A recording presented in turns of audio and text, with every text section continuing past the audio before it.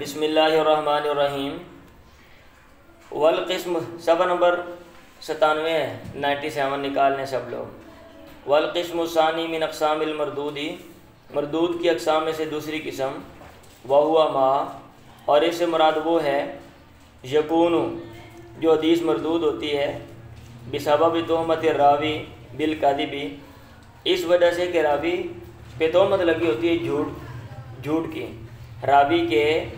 جھوٹ کے ساتھ متہم ہونے کی وجہ سے۔ اور مردود کی اقسام آپ پڑھ لیں تو آپ نے پڑھا تھا، آپ کو میں نے بتایا تھا حدیث کو رد کیا جاتا ہے، اس میں دو وجوہات ہوتی ہیں۔ یہ بار بار میں بتاتا ہوں، اگر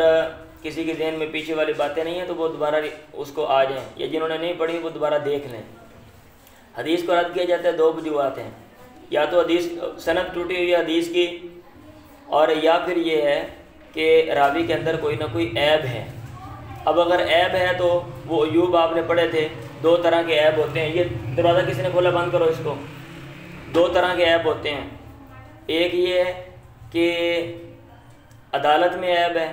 اور ایک یہ ہے کہ ضبط میں عیب ہے، ضبط کا مسئلہ اس کا، ایک یہ کہ عدالت کا دینداری کا مسئلہ ہے۔ اب وہ جو عیوب ہیں ان کے لحاظ سے جو اقسام ہے، وہ پہلی قسم آپ نے پڑھی موضوع، اگر ابھی جھوٹ بولتا ہے۔ اب یہ دوسری قسم ہے کہ جھوٹ کی تہمت ہے، اور جھوٹ کی تہمت کا کیا مطلب ہے پیچھے آپ نے پڑھا تھا کہ اس نے ایسی بات کی ہے جو شریعت کے عام اصولوں کے خلاف ہے، یہ بھی متہم بالکذب ہونا اس میں یہ شامل ہے۔ اور یا پھر عام گفتگو میں وہ جھوٹ بولنا اس کا ثابت ہے تو ہم کہیں گے متہم بالکذب۔ هو المتروک، اس کا نام متروک ہے۔ ہوا ما، اس سے مراد وہ قسم ہے، میں دوبارہ ترجمہ کر رہا ہوں، یکون جو حدیث مردود ہوتی ہے بسبب تہمت الراوی بالکذب، راوی کے جھوٹ کے ساتھ متہم بالکذب ہونے کی وجہ سے، هو المتروک، اس حدیث کا نام متروک ہے۔ والثالث، اور تیسری قسم المنکر، منکر ہے، تیسری قسم کا نام منکر ہے۔ اور یہ اس میں کون سی مطلب ہے، کون سی وجوہات آتی ہیں جس کی وجہ سے حدیث منکر ہوتی ہے، ابھی بات آگے آ رہی ہے۔ والثالث المنکر، اور تیسری قسم منکر ہے علی رأی من، اس کی رائے پہ، لا یشترط فی المنکر، جو منکر میں شرط نہیں لگاتا، قید المخالفتی، مخالفت کی قید کی۔ اور کچھ لوگ ہیں وہ کہتے ہیں وہ منکر وہ حدیث ہوتی ہے جس میں ضعیف راوی اسی کا راوی کی مخالفت کر رہا ہو، یعنی مخالفت والا عنصر ہو۔ تو کچھ لوگوں نے منکر کی یہ ڈیفینیشن نہیں کی، وہ کہتے ہیں منکر وہ حدیث ہے جس میں یہ نیچے والی خرابیاں ہوں، جو ابھی آگے وہ مصنف بیان کریں گے، جن میں وہ خرابیاں اس حدیث کو جو ہے نا خرابیاں راوی میں ہیں، تو اس حدیث کو کیا کہیں گے، منکر کہیں گے۔ اس لیے انہوں نے وضاحت کر دی ہے کہ بھئی کچھ لوگوں کا خیال ہے کہ منکر میں مخالفت ہونی چاہیے، مخالفت والی قید ضروری ہے، اور کچھ لوگ یہ شرط نہیں لگاتے، علی رأی من، اس کی رائے پہ، لا یشترط فی المنکر قید المخالفتی، جو منکر میں مخالفت کی قید کی شرط نہیں لگاتا۔ وقد الرابع والخامس، اور ایسے ہی چوتھی اور پانچویں چیز، فمن، اب اس کی وضاحت کر رہے ہیں، فمن، پس وہ بندہ، فحش غلط ہو، جس کی غلطیاں بہت زیادہ ہوں، او کثرت غفلت ہو، یا اس کی غفلت زیادہ ہو، او ظاہر فسق ہو، یا اس کا فسق ظاہر ہو، فحدیث و منکر، تو اس کی حدیث منکر ہے۔ مطلب یہ ہے کہ جنہوں نے مخالفت کی شرط نہیں نہ لگائی وہ یہ منکر کی ڈیفینیشن کرتے ہیں کہ تین خرابیاں، ان میں سے کوئی ایک ہو، کوئی دو ہوں، یا تینوں ہوں، تو حدیث کو ہم منکر کہیں گے۔ اگر ایک راوی بہت زیادہ غلطیاں کرتا ہے تو حدیث کو کیا کہیں گے، منکر۔ غفلت برتتا ہے تو حدیث کو کیا کہیں گے، منکر۔ فسق ظاہر ہے، دین کی مخالفت کرتا ہے تو حدیث کو کیا کہیں گے، منکر۔ اب ان کے کیا میتھڈ ہیں، کیسے پتہ چلتا ہے، وہ کتابوں میں لکھا ہوا ہے۔ ایک بندہ کوئی اور بات کر رہا ہے، راوی صاحب بھائی صاحب کی اور ہی بات کرتے ہیں، ہاں، اور اکثر ہی جو ہے نا یہ، اور جب چیک کیا گیا پتہ چلا اکثر ہی انہوں نے باتیں غلط کی ہوئی ہیں، عام راوی کچھ اور کہہ رہے ہیں، یہ بھائی صاحب کچھ اور ہی کہہ رہے ہیں، تو ہم کہیں گے اس نے بہت زیادہ غلطیاں کی ہیں۔ او کثرت غفلت، غفلت زیادہ ہے، اب جو کتاب اس نے لکھی ہے اس کے اوپر ہی اس کو دھیان سے نہیں سنبھال کے نہیں رکھا ہوا، اور علم حاصل کر رہا ہے تو جناب سو رہا ہے، ہاں، آگے ڈیلیور کر رہا ہے تو یہ بھائی صاحب سستی چڑھی ہوئی ہے، ہاں، اور غلطیوں کی جناب اصلاح نہیں کرواتا، چیک نہیں کرتا، یہ ساری چیزیں ماہرین نے بیان کی ہیں راویوں کے بارے میں۔ ثم الوہم، پھر وہم، وہو القسم السادس، یہ چھٹی قسم ہے۔ اب سوال یہ پیدا ہوتا ہے، پہلے تو مصنف کہہ رہے تھے الثانی والثالث وکذا الرابع والخامس، تو یہاں پہ یہ کہنا چاہیے تھا ثم السادس، نام کیوں لیا؟ وہ کہتے ہیں ثم الوہم وہو القسم السادس، جو کہ چھٹی قسم ہے، اس کو سادس نہیں کہا، وانما افصا بھی، اس کو واضح طور پہ بیان کر دیا، لطول الفصل، فاصلے کی لمبائی، لمبے فاصلے کی وجہ سے۔ اب پہلے جو چیزیں بیان کی گئی ہیں ترتیب کے ساتھ، اب وہ قریب قریب تھیں، اس لیے ان کو بولا پہلا، دوسرا، تیسرا۔ اب چونکہ اور باتیں بھی درمیان میں کی ہیں، اب اگر چھٹا کہتے تو بندہ پریشان ہوتا ہے، چھٹا کون سا تھا، اب دوبارہ پیچھے جا کے وہ چیک کرتا۔ تو اس سے بچنے کے لیے واضح طور پہ کہہ دیا ثم الوہم، پھر وہم، یعنی پھر وہم کی بات ہو رہی ہے جو چھٹے نمبر پہ ہے۔ وانما افصا بھی، اس کو واضح طور پہ بیان کیا، لطول الفصل، فاصلے کی لمبائی کی وجہ سے۔ کہتے ہیں جو وہم ہے، اب وہم ہوتا کیا ہے؟ وہم کا سمپل لفظوں میں اب کہہ لیں جو ہے نا، وہم کا مطلب خیال ہے۔ راوی کہتا ہے یار مجھے ایسے لگتا ہے، میرا یہ گمان ہے، ٹھیک ہے، یا وہ بیان واضح طور پہ نہ کہے تو جو ماہرین ہیں وہ چیک کرتے ہیں اور ان کو پتہ چل جاتا ہے کہ یہاں پہ راوی کو وہم ہو گیا ہے، اس نے ایسے تکا مار کے جو بات کر دی، اندازے سے بات کر دی ہے، پکا اس کو یقین نہیں تھا۔ تو کہتے ہیں ان اطلع علیہ، اگر اس پہ اطلاع پالی جائے یا اطلاع پالی گئی ہو، ای علی الوہم، ضمیر کا مرجع وہم ہے، مصنف خود ہی بیان کرتے ہیں، بھائی متن لکھنے والے بھی مصنف ہیں اور اس کے جو شرح لکھنے والے یہ بھی مصنف علامہ ابن حجر ہی ہیں۔ کہتے ہیں ای علی الوہم، یعنی اگر اطلاع پالی جائے وہم پہ، بالقرائن، قرائن کی مدد سے، علامات کی مدد سے، الدالۃ علی وہم راویہ، جو قرائن دلالت کر رہے ہوں راوی کے وہم پہ، کیا من وصل مرسل، یعنی اس نے مرسل حدیث کو موصول بیان کر دیا، او منقطع یا منقطع کو، او ادخال حدیث فی حدیث، یا اس نے ایک حدیث دوسری حدیث میں داخل کر دی، او نحو ذالک، یا اس طرح کی، من الاشیاء، دیگر چیزیں، القادیتی، جو عیب پیدا کرنے والی، نقصان دہ ہیں، ٹھیک ہے۔ ابھی ایک حدیث مرسل ہے، بھائی صاحب موصول بیان کر رہے ہیں، ایک حدیث منقطع ہے، راوی صاحب جو اس کو موصول بیان کر رہے ہیں، ایک حدیث دوسرے حدیث کے اندر گھسیڑ رہے ہیں، داخل کر رہے ہیں، پتہ ہی نہیں ہے کہ یہ حدیث الگ ہے، دوسری حدیث الگ ہے، یا اس طرح کی اور انہوں نے چیزیں جو ہے نا وہ کیا کہتے ہیں کی ہیں۔ تو کہتے ہیں تو ہم کہیں گے اس راوی کو وہم ہو گیا۔ ویحصل معرفۃ ذالک، اور وہم کی پہچان حاصل ہوتی ہے بکثرت التتبع، بہت زیادہ چھان بین سے، بہت زیادہ چھان بین سے۔ ویحصل معرفۃ ذالک، اور اس وہم کی پہچان حاصل ہوتی ہے بکثرت التتبع، بہت زیادہ چھان بین، کس کی؟ علم میں، راویوں کی جو چھان بین ہے، اور جو کیا کہتے ہیں راویوں کی جو تحقیق ہے اسماء الرجال میں۔ وجمع طرق، اور سندوں کی جمع کرنے سے، ایک بندہ ساری سندیں چیک کرتا ہے، راویوں کے بارے میں وہ جانچ پڑتال کرتا ہے، یہ دیکھتا ہے کہ فلاں راوی نے جو فلاں استاد کا شاگرد ہے، فرض کیا 5 بندے ہیں 7 بندے ہیں، ایک کیا بیان کر رہا ہے، دوسرا کیا بیان کر رہا ہے، تیسرا کیا بیان کر رہا ہے، پھر کتنی سندیں، اس حدیث کی ٹوٹل کتنی سندیں ہیں، اور ان سندوں میں آیا کوئی امام ہے یا نہیں ہے، اور ان سندوں کی نوعیت جو ہے وہ کیا ہے۔ تو اگر ایک بندہ اس کے اوپر کافی زیادہ ورق کرتا ہے تو پھر اس کو ان چیزوں کا پتہ چلتا ہے کہ یہاں پہ وہم ہو گیا ہے، ہر بندے کو پتہ نہیں چلتا۔ جیسے بہت بڑی بیماریاں ہوتی ہیں نا گہری قسم کی، تو ہر بندے کو یہ تو پتہ چل جاتا ہے، عام آپ ہاتھ لگائیں جس کو بندے کو بخار ہو گیا ہے، ہاں، یا علامات سے جی فلاں بندے کو جو ہے نا وہ فلاں بیماری ہے، موٹا موٹا یہ چند چیزیں مشہور ہیں اور ہر ڈاکٹر کو پتہ چلتا ہے، یا عام حکماء کو۔ لیکن بعض ایسی بیماریاں ہیں جو بڑے ڈاکٹر ہوتے ہیں یا جو بڑے حکماء ہوتے ہیں، اطباء، ان کو پتہ چلتا ہے۔ ایسے جو حدیث کے جو ماہرین ہیں بڑے بڑے، ان کو ان چیزوں کا پتہ چلتا ہے، عام لوگوں کو پتہ نہیں چلتا، عام حدیث کے جو پڑھنے والے ہیں ان کو پتہ نہیں چلتا۔ ویحصل معرفۃ ذالک، اور حاصل ہوتی ہے اس کی معرفت بکثرت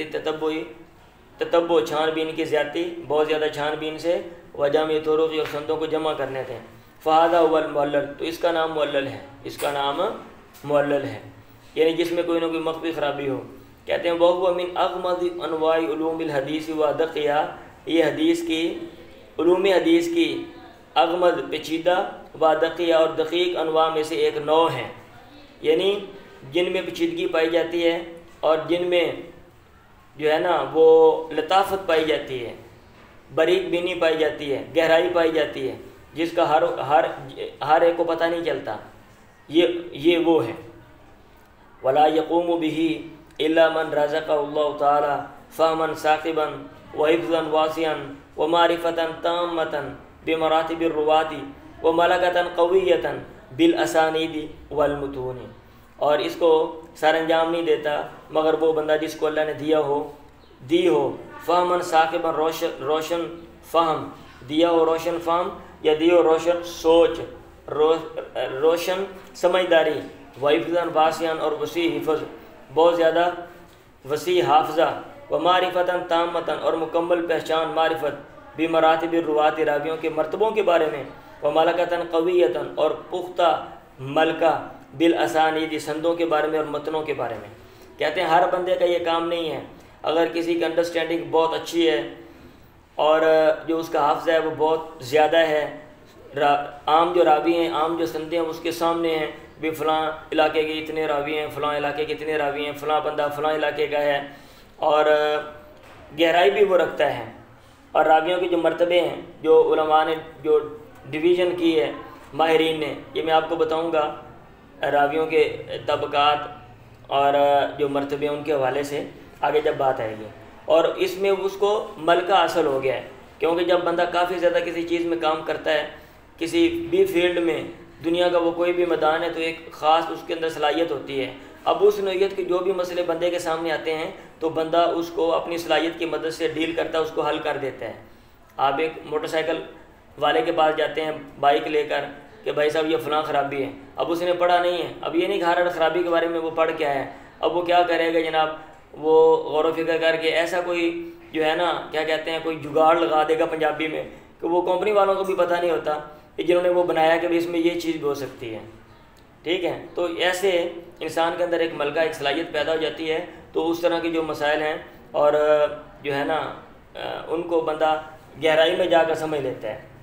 کہتے ہیں ملکتاً قویتاً، کبھی ملکہ ہو سندوں اور متنوں کے بارے میں۔ کہتے ہیں وَلِهَذَا، اور اسی وجہ سے لم یتکلم فیہ، اس میں کلام نہیں کی، الا قلیل من اہل ھذا الشان، مگر اس فن والوں میں سے تھوڑے سے لوگوں نے، آگے ان کا نام دیا ہوا ہے، یہ میں نے نام نکالے تھے، میں نے کہا میں آپ کو تعارف کرواؤں گا، چلیں یہ نام اور پیچھے والے جو نام ہیں ابھی آپ نے یہ پارٹ 2 میں پڑھے ہیں، تو انشاءاللہ میں ان قریب ہی آپ کو نہ سب کا تعارف بھی کروا دوں گا تاکہ آپ کے ذہن میں یہ رہیں۔ کہ علی ابن المدینی، جیسا کہ علی ابن مدینی ہیں، اور وہ احمد بن حنبل ہیں، والبخاری، یہ امام بخاری ہیں، ویعقوب ابن ابی شیبہ تھا، اور یعقوب بن ابی شیبہ ہیں، وہ ابی حاتم اور ابو حاتم ہیں، وہ ابی زرع اور ابو زرع، وہ دارقطنی اور دارقطنی، یعنی جیسے یہ بڑے بڑے یہ نام ہیں نا، علی بن مدینی، احمد بن حنبل، امام بخاری، یعقوب بن ابی شیبہ، ابو حاتم، ابو زرع، دارقطنی رحمۃ اللہ علیہ، تو ایسے انہوں نے کام کیا ہوا ہے، اور یہ وہ لوگ ہیں اگر آپ ان کی زندگی کا مطالعہ کرتے ہیں تو انہوں نے ساری عمر جو ہے وہ حدیث کے لیے وقف کر دی ہے، ایک فیلڈ میں انہوں نے کام کیا ہے، تو دن رات انہوں نے محنت کی ہے، بڑے بڑے اساتذہ کے پاس یہ پڑھے ہیں، تو بعد میں پھر جا کر یہ اس قابل ہوئے ہیں کہ اس مطلب ہے گہرائی تک جا کر ایک چیز کو دیکھتے ہیں اور اس کے اوپر بحث کرتے ہیں۔ کہتے ہیں وقد یقصر عبارت المعلل، اور کبھی کوتاہ ہوتی ہے اس کی عبارت، اس کی گفتگو، المعلل جو خرابی نکالنے والا ہے، ان اقامت الحجتی، دلیل پیش کرنے سے، علی دعواہ، اپنے دعوے پہ۔ کبھی بسا اوقات کہتے ہیں ایسے بھی ہوتا ہے کہ ایک بندہ یہ ماہر یہ کہہ دیتا ہے کہ بھائی یہ جو بات ہے نا یہ صحیح نہیں ہے، یہ جو بات ہے یہ صحیح نہیں ہے، تو اب اگر آگے والا پوچھے بھائی کیوں صحیح نہیں ہو، کہتا ہے یار میں ریزن تو نہیں بیان کر سکتا ہوں،